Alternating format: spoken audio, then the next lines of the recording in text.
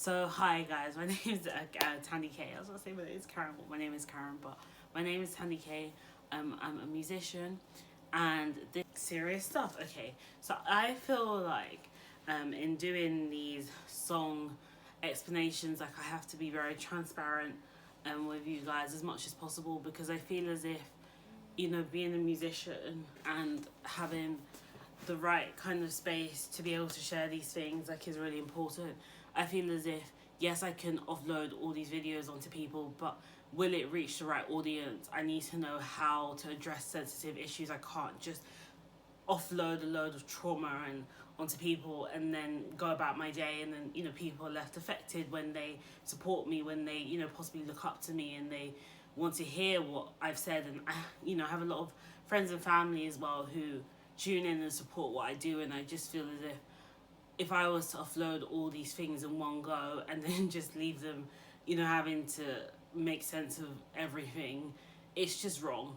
So I've chosen YouTube as my platform to share this information, not just because I feel as if it's the easiest to get what I want to say out, but also because I have said a lot of things about this company that are like, they're not necessarily like fabricated, but it's like I'm like giving them so much praise when they don't deserve that. And when I've actually taken the time to think about like what's happened to me in at the start of me making music in so many ways, like it just is sickening. Like it truly makes me sick to my stomach. So to kind of summarize it and break it down, so I was emailed by this guy who is the co-founder of a major streaming company, and he wanted me to join his online cover platform. So it was a platform for artists, predominantly Asian artists, to come and cover other people's songs, and also share their own songs if they wanted to. You could choose your hours. You just had to promote things for them if you were joining like festivals and stuff.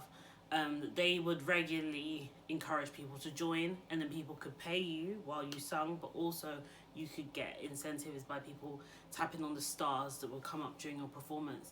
And all in all, I made like a very small amount of money, but that's not necessarily the point about like how much I made. It's the fact that I never got the money. 13 hours a day just sitting there streaming and not seeing anything from it. My streams weren't going up. People weren't going to then stream my music from hearing me cover songs. And even when I was singing my own songs, people weren't going to stream my music. So my monthly listeners didn't grow. My platform grew a bit, but then when I detached from the company and discovered the company was fraudulent and got shut down eventually, I lost all of those supporters I had. I also got a lot of attention from it, from people higher up in the industry, which honestly, like looking back on it, I was so happy about. And now I'm like, this is not good attention. Like I wish I didn't even. So for legal reasons, I can't really speak about who this guy is, because in the email he sent me, like there is a clause that says like I can't discuss the contents of the email outside of blah blah blah. But like obviously I can explain how I came to join the company and things. In essence, I'm just trying to explain to you guys that you have to be like so sure of who you are, and so like just so sure of who you are, and you have to not be swayed by like people who have bad intent. Like what I should have done when he emailed me is search him up and maybe did a bit of background research, and then maybe I would have seen things that are like, if he had had similar dodgy projects, or if he had kind of harmed anyone else. And I looked up the company obviously, and there was nothing on the company website really about the founder. And also it was a predominantly Asian platform. Even when I initially spoke to someone to like set up my equipment, that person was Asian. Yeah, I really went through a lot. I struggled. And then when I kind of realized that this was like not just a scam, because it's more than a scam. Like this is stuff that ruins people's lives, especially when they're dependent on kind of this false sense of security that they're lured into, and where they're made to work excessive hours at the hands of like very powerful people who don't know how to run businesses, to put it quite frankly. But when I realized that this was all like a scam is when I was accused of being nude on the platform or promoting. At first they said I was nude, and then they said they changed it and said that I had shown a picture of nudity, whatever that means, which I also didn't do. Like, so they didn't rectify that. I then brought to them an incident where the people on the app, some other singers, would constantly flood my live and be saying, "Oh, go listen to this one person's stream instead," and it would really get on my nerves, so I blocked them. But then they would still make more accounts and still be able to see my lives, and I brought that up to a company, and then they didn't do anything. They just kept going on about this picture of nudity thing, and then in the same breath being like, "Okay, but you need to like keep promoting our company." And then when they eventually banned me for God knows what, I still don't know why. I've tried to find out why, they won't even tell me. When I eventually got permanently banned from the platform, then I couldn't remove my personal information. So I had a profile, right, and it had things like my date of birth and my, my number. I think my address was on there as well, and I couldn't remove my information from that platform. Like, I literally couldn't get rid of it, and I tried to reach out to them to say I'm not comfortable with my information being on here. I wanted to unlink my social media accounts. I couldn't do that, and I'm like, what kind of company would do that to people? I'm pretty sure most other companies, who have pages like that, which usually are only really for like the application process, I'm pretty sure most companies wouldn't do that. And don't let people think that they can control you, think that they hold the key to your success, when the master of your success is you. The key to your success is you. It's always been you. It's never been about what this person can do for you. Someone can tell you to do something. If you don't do it, then what they're saying is just an idea. It's just words. It's just a thing. You are the thing that makes something possible. Even though there might be people along the way who help you. I didn't really realize that this wasn't good attention, because then stuff comes out about these people being linked to sex offenders and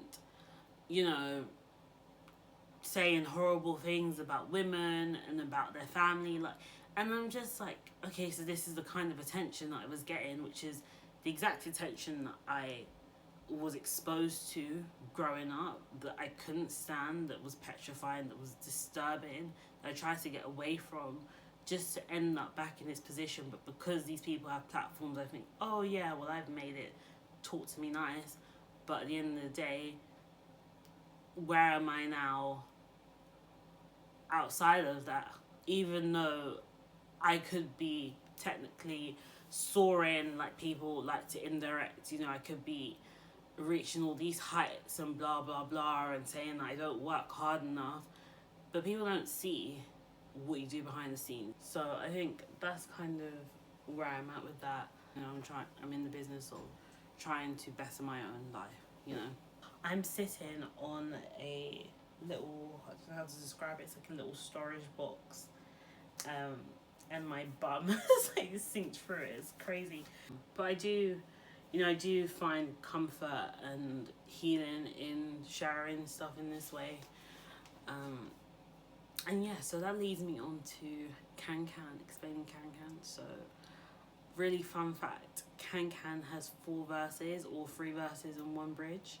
Don't know if you noticed, that was intentional. There's not many songs out there that have 3 verses and 1 bridge. So I was like, yep, I'm gonna do that. The reason why, I don't know, I think this is actually kind of crazy. So when it was being written, like, I didn't realize that too much had been written. So then I was like, you know what, it's time to just slap it all in one, and even if it has another section that's like not how it typically is when people release songs, like, who cares, And then I actually did look up whether people do that and found that people don't redo it, which made me want to do it. No, I wanted to just say again, like I said it twice already, the fact that I can create a song where is free verse in the bridge. People don't really do that. Um, even making the cover was hectic. It's like I was gonna call the album Baby Back Rib. Um, the reason I wanted to call it Baby Back Rib is because it just felt like, I released Drive Through, like that's kind of like a play on words about like food and whatnot. Not play on words, but you know what I mean? Like a drive through is typically associated with like takeaway places. So I was like, oh, okay, like this would be really cool, like maybe to do like a. I've seen it done before when people are like, it's almost like your song, your albums become like movie sequels, with like parts 1, 2, and 3, and I was like, maybe I could do something like that and call it Baby Back Rib. But then my heart was set on Baby K, so that's why I chose that one eventually. But with the point of the picture was like taken by like an outdoor grill, but like the outdoor grill was inside. So initially it was just that, but I just felt like there were too many signs in the back that like made it obvious that it was a shop, So I had to come up with something. I was like, I didn't know what to do, so I put like hanging LED lights. Like they weren't edited. They're definitely real pictures, but it's just I put them in a way that makes it look like it's edited. But that's the point